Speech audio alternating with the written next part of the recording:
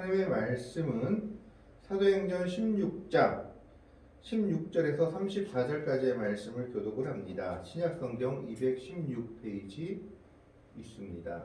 신약성경 216페이지에 있는 사도행전 16장 16절로부터 34절까지의 말씀을 교독을 합니다. 16장 16절의 말씀을 제가 먼저 봉독해 올립니다. 우리가 기도하는 곳에 가다가 점치는 귀신 들린 여종 하나를 만나니 점으로 그 주인들에게 큰 이익을 주는 자라.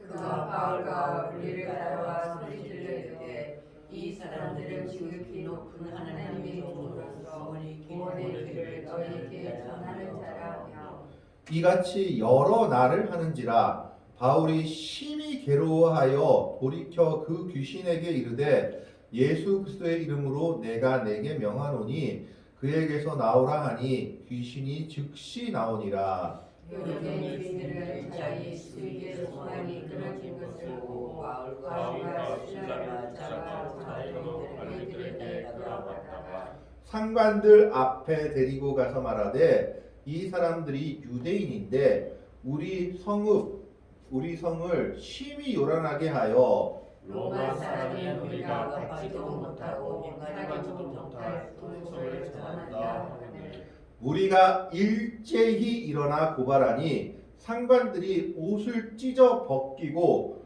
매로 치라 하여 많이 친 후에 옥에 가두고 간수이나 하던 징계하시리라 하니 그가 이러한 명령을 받아 그들을 깊은 옥에 가두고 그 발을 착고에 든든히 채웠더니 한밤중에 바울과 실라가 기도하고 하나님을 찬송하며 제수들이 듣더라. 이에 갑자기 큰 지진이 나서 옥토가 움직이고 문이 곧다 열리며 모든 사람의 매인 것이 다 벗어진지라. 간수가 수하자가 깨어 온 일이 것을 보고 제수들이 도망한 줄 생각하고 칼을 빼어 자기라고 하고는 바울이 크게 소리질러 이르되 내 몸을 상하지 말라 우리가 다 여기 있노라 하니 간수가 등불을 달아가며 뛰어들어가 무서워 떨며 바울과 실라 앞에 엎드리고 그들을 데리고 나가 이르되 선생들이여 내가 어떻게 하여야 구원을 받으리이까 하거늘 이르되 주 예수를 믿으라 그리하면 너와 네 집이 구원을 받으리라 하고 주의 말씀을 그 사람과 그 집에 있는 모든 사람에게 전하더라. 그 밤 그 시각에 간수가 그들을 데려다가 그 만전자리를 씻어주고 자기와 그 온 가족이 다 세례를 받은 후 34절의 말씀을 같이 읽습니다. 그들을 데리고 자기 집에 올라가서 음식을 차려주고 그와 온 집안이 하나님을 믿음으로 크게 기뻐하니라. 오늘 본문 말씀은 우리가 잘 아는 바울과 실라의 내용이죠. 찬양하니까 옥문이 열렸다라는 내용입니다. 오늘 말씀을 잘 살펴보면 우리가 한번 좀 생각해 볼 부분들이 몇 군데가 있는 것을 보게 됩니다.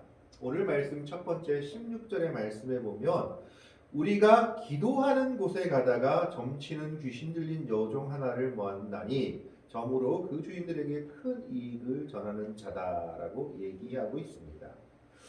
즉 사단의 방해를 받는 곳이 어디였냐? 기도하러 올라가는 곳이었다라는 겁니다. 기도하기만 하면 만사 형통이 되는 것이 아니라 기도하는 가운데 여러 어려움이 있을 수 있다라는 것을 보여주고 있는 겁니다. 바울과 실라가 기도하지 않고 게으르고 나태해서 어려움을 당한 것이 아니라 열심히 기도하는데 그 기도하는 것을 방해하려고 웬 귀신 들린 여자 하나를 만나게 된 겁니다. 그 귀신 들린 여자 하나가 바울과 실라 일행들을 따라와서 계속 한 말이 무엇이냐? 17절의 말씀에 보면 그가 바울과 우리를 따라 소리질러 이르되 이 사람들은 지극히 높은 하나님의 종으로서 구원의 길을 너희에게 전하는 자라 하며 이 말씀만 놓고 보면 귀신 들린 사람이 바울과 실라가 할 말을 대신해주고 이 사람들이 할 일을 말해주고 있는 것이 아닌가. 오히려 도와주고 있는 것이 아닌가 하는 생각을 할 수가 있습니다. 그러나 귀신이 결코 하나님의 일을 도와줄 일은 없겠죠. 우리가 이 말만 보면은 그렇게 생각되지만 이 말의 뒤에 의미를 보면 어떤 뜻이느냐?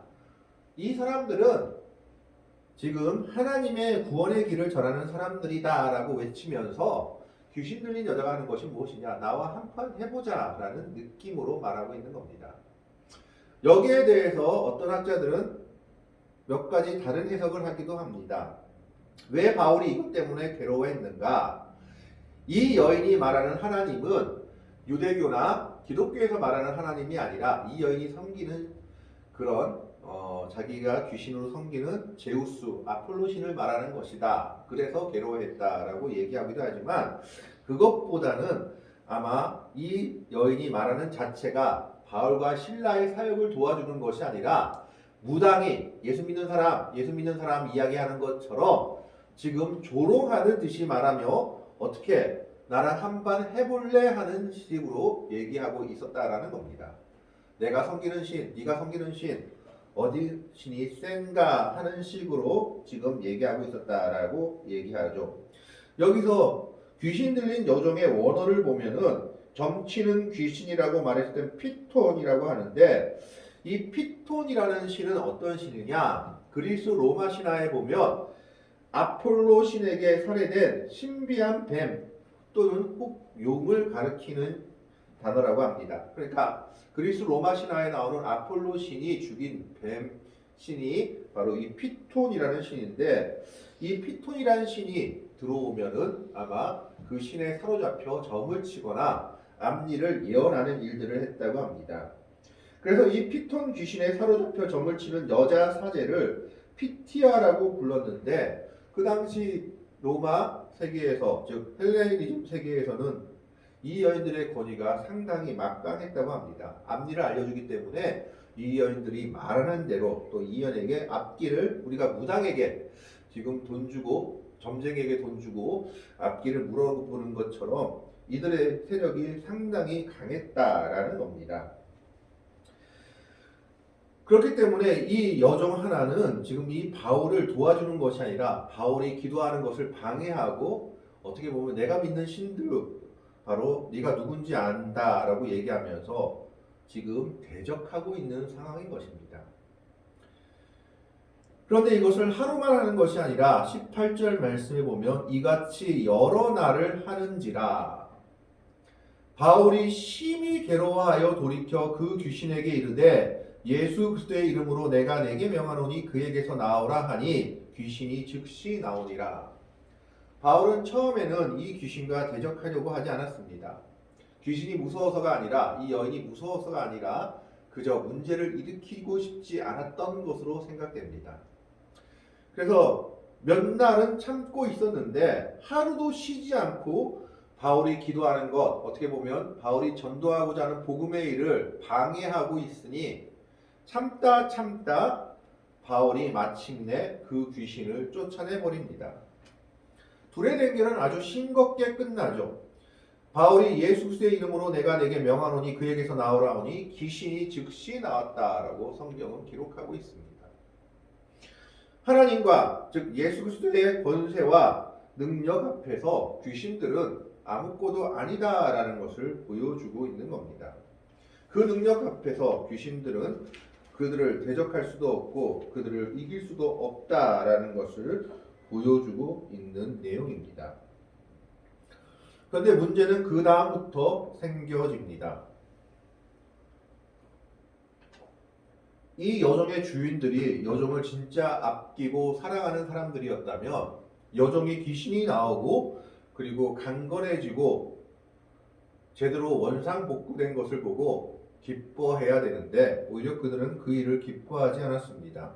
19절의 말씀에 보면 여종의 주인들은 자기 수익의 소망이 끊어진 것을 보고 바울과 실라를 붙잡아 장토로 관리들에게 끌어갔다가 여종의 주인들이 한 일이 무엇이냐?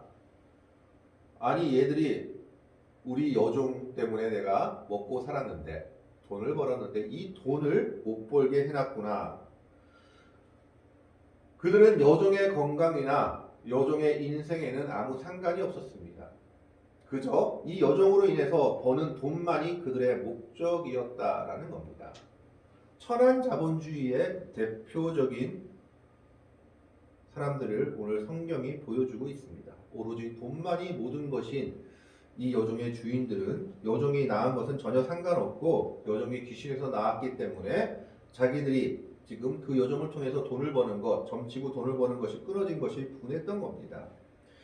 그런데 차마 그 말은 하지 못하고 바울과 실라를 끌고 가지고 상관들 앞에 내려갑니다. 장터라는 곳은 아고라라는 곳인데 이곳은 사람들이 모여서 여러 가지 토론을 하는 곳이기도 했습니다. 그러나 토론을 하기도 했지만 때로는 재판이 이루어지는 곳이기도 했다라는 겁니다.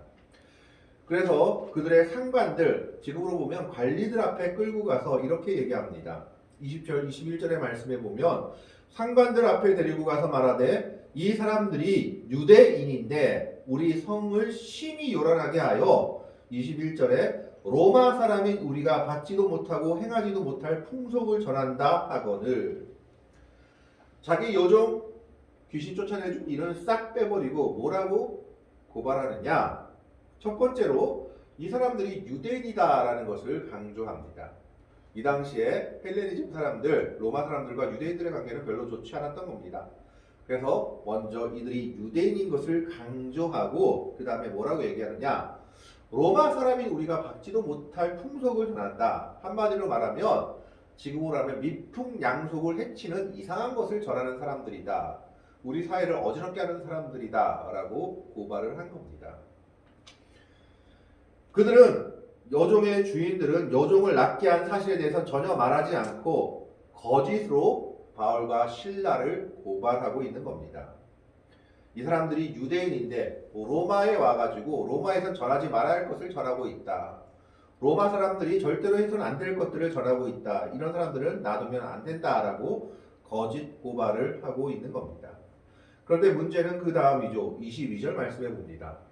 무리, 군중들이 그 고발에 선동되었습니다. 무엇이 진실인지 알지 못하고 그 말 자체에 다 선동되었다라는 겁니다. 22절의 말씀에 보면 무리가 일제히 일어나 고발하니 상관들이 옷을 찢어 벗기고 매로 치라 하여 23절에 많이 친 후에 옥에 가두고 간수에게 명하여 든든히 지키라 하니. 이것이 무슨 말이냐 하면 이 당시 아고라 광장에 있는 관리들은 어떤 권리를 가지고 있었느냐? 법을 어긴 사람들을 즉격 처분할 수 있는 권한을 가지고 있었다고 합니다. 우리말로 하면 옛날 일제시대 때 순사와 같은 사람들이었습니다. 그래서 그 사람들은 채찍이 달린 도끼를 가지고 다니면서 혹시나 잘못되거나 법을 어긴 사람들을 데리고 오면 그 자리에서 태형을 가해도 상관없는 주의였다라는 겁니다. 그런데 문제는 절대 로마 사람들에게는 이런 일을 하면 안 됐습니다. 왜냐하면 로마인들은 자유인으로서 재판 없이는 매를 맞을 수 없었던 겁니다. 재판 없이는 집행을 할 수가 없었고 또 재판을 통해서 자기의 죄가 입증되더라도 억울하면 황제에게 상고할 수 있는 기회를 가지는 것이 로마인들의 몇 가지 특권 중에 하나였습니다.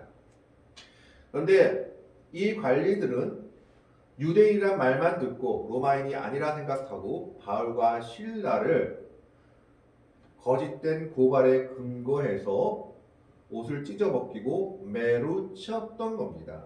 얼마나 쳤냐 하면 23절에 많이 쳤다라고 기록되어 있습니다. 아주 많이 친 후에 옥에 가두고 간수에게 명하여 든든히 지키라 하니. 원어에 보면 이 옥도 그 당시 로마나 빌립보는 옥이 세 가지 정도의 옥이 있었다고 합니다. 조금 바깥 바람도 쐴 수 있고 바깥도 볼 수 있는 옥, 그 다음에 좀 더 악한 죄를 지은 사람들이 가는 옥, 그 다음에 아주 지하에 가가지고 햇빛도 안 들어오고 정말 중죄인들만 들어오는 옥, 이렇게 옥의 세 가지 단계가 있었는데 여기서 말하는 옥은 바로 가장 마지막 옥, 햇빛도 안 들어오고 그리고 정말 중죄인들만 가는 옥으로 바울과 실라를 가두어 버린 겁니다. 이 명령을 받은 후에 간수가 그들이 어떤 죄를 지었는지는 알지도 못한 채 깊은 옥에 가두고 그 발을 착고에 채워 든든히 채웠다라고 기록하고 있습니다. 바울과 실라는 갑자기 그냥 아무런 잘못도 하지 않은 채 여종의 귀신을 나가게 하고 여종을 낫게 한 죄로 말미암아 엄청나게 두들겨 맞고 매를 맞고 그리고 심한 중죄인의 모습으로 가장 깊은 옥에 가두어져서 발까지 묶인 채로 감옥 생활을 하게 되었던 겁니다. 바울과 실라가 범한 죄라고는 한 가지밖에 없죠. 기도하러 갔다라는 겁니다. 항상 기도하는 곳에 기도하러 갔다가 점치는 귀신 들린 여종 하나를 만나가지고 참고 참다가 못 참아서 바울이 예수 그리스도의 이름으로 그 귀신을 쫓아내버립니다. 어떻게 보면 가장 선한 일을 한 것 중에 하나인데 이 일 자체가 오히려 그들에게 족쇄가 되어서 거짓 고발을 당하게 되고 그들은 이유 없이 맞게 되고 그리고 또 가장 중한 죄인이 들어가는 깊은 옥에 갇히게 되고 발까지 묶이게 됩니다. 이런 상황이면은 어떤 사람이라 할지라도 하나님을 원망하거나 때로는 모든 일에 대해서 자포자기할 수 있습니다. 그런데 바울과 실라는 그렇지 않았음을 오늘 성경은 우리에게 말씀하고 있습니다. 25절의 말씀에 보면 한밤중에 바울과 실라가 기도하고 하나님을 찬송하며 죄수들이 듣더라라고 기록합니다. 여기서 죄수들이 듣더라라고 했을 때 이 듣더라의 원어의 의미는 어떤 오페라 가수나 정말 노래를 잘하는 사람이 부를 때 그것을 감상하면서 듣는 느낌으로 들었다라는 의미라고 합니다. 이게 무슨 말이냐? 옥에 갇힌 사람들은 기도할 일도 없고 찬양할 일도 없습니다. 그들은 오로지 악이나 원망밖에 남지 않은 사람들입니다. 그런데 정말 억울하게 옥에 갇힌 바울과 실라는 그 상황 속에서도 하나님을 원망하거나 그리고 그 상황을 원망하고 자포자기한 것이 아니라 오히려 그 속에서도 끝까지 하나님께 기도하고 하나님의 이름을 높이며 찬양하고 있는 겁니다. 죄수들은 자기와는 다른 바울과 실라의 모습에서 무언가를 보게 된 것 같습니다. 그래서 바울과 실라가 그 감옥 속에서 하나님을 찬양하자 그 죄수들은 그 찬양 소리에 귀를 기울입니다. 저들은 우리와 뭔가 다른 것이 있구나라고 생각하며 그들의 찬양에 그들의 귀를 기울이기 시작한 겁니다. 이렇게 찬양하기 시작했을 때 하나님께서 놀라운 일을 행하십니다. 26절의 말씀에 보면 이에 갑자기 큰 지진이 나서 옥토가 움직이고 문이 곧 다 열리며 모든 사람의 매인 것이 다 벗어진지라. 지진이 나가지고 옥토가 움직이고 그리고 옥문이 열린 것까지는 이해가 됩니다. 뭐 지진이 났으니까 뭐 자연상으로 그럴 수는 있겠지.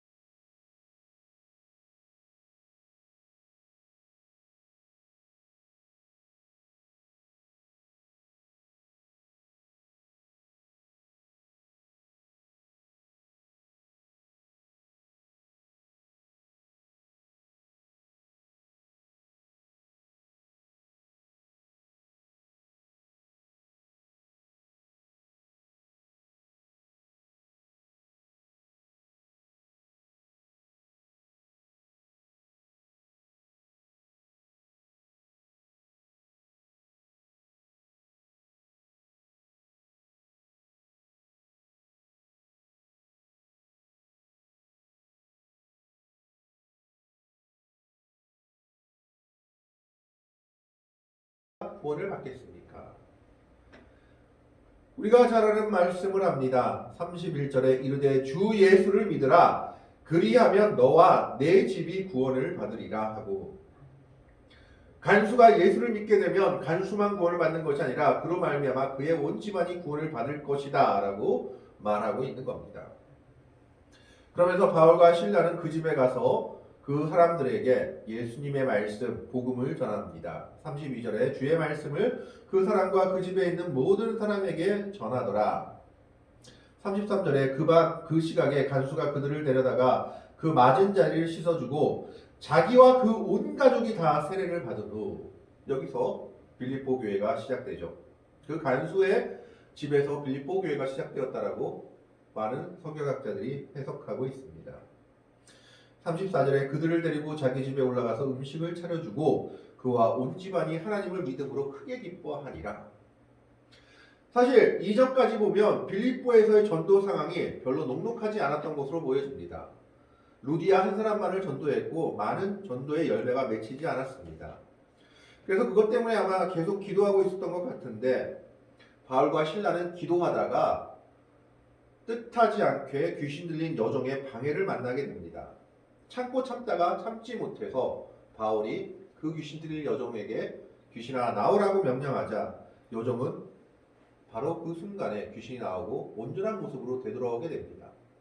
누가 봐도 축하할 일이었지만 그 주인의 여종의 주인들은 내가 돈을 못 벌게 된 것이 너무나 분하고 원통해서 바울과 실라를 데리고 가서 거짓 고발을 합니다.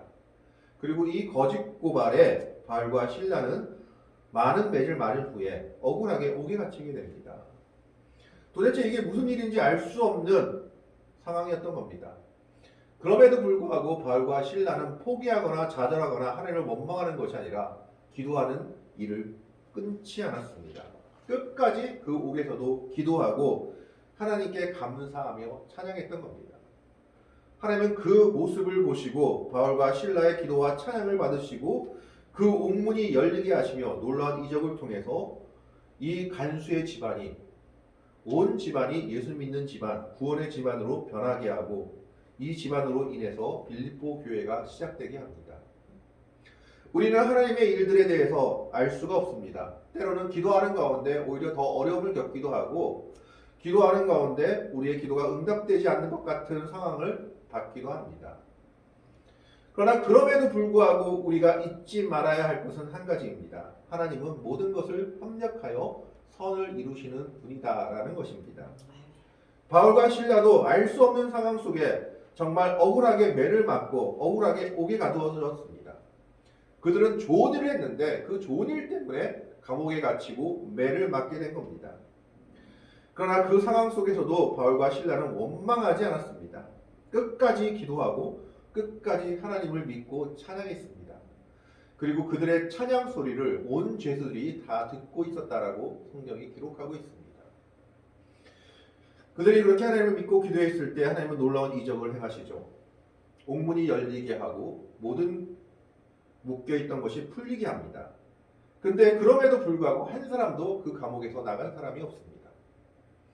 간수는 그 사실을 보고 놀라워 바울과 실라 앞에 엎드려 묻습니다. 선생들이여 내가 무엇을 하여야 구원을 받으리이까? 바울은 거기에서 복음을 전합니다. 주 예수를 믿으라 그리하면 너와 내 집이 구원을 받으리라. 바로 그날 저녁에 그 간수의 온 집이 세례를 받고 빌립보 교회의 시작이 되는 것을 성경이 기록하고 있습니다.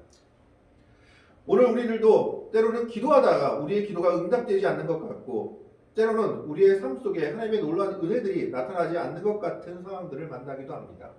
아니 오히려 더 큰 어려움을 겪는 것 같은 문제들을 만나기도 합니다. 그러나 우리는 깨달아야 할 것이 하나 있습니다. 하나님은 결코 우리의 기도를 외면하시는 분이 아니다라는 겁니다.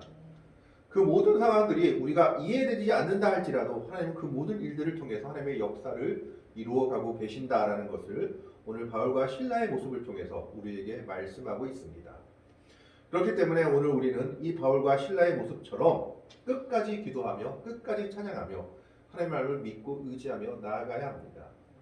그랬을 때 하나님께서 바울과 실라를 통해서 놀라운 이적의 역사를 이루시고 복음의 역사를 이루시고 빌립보 교회의 시작을 이루었듯이 하나님께서 끝까지 기도하는 성도들, 끝까지 하나님만을 붙잡고 하나님을 믿고 찬양하는 성도들의 삶을 통해서 하나님의 놀라운 역사들을 이루어 나가실 것입니다.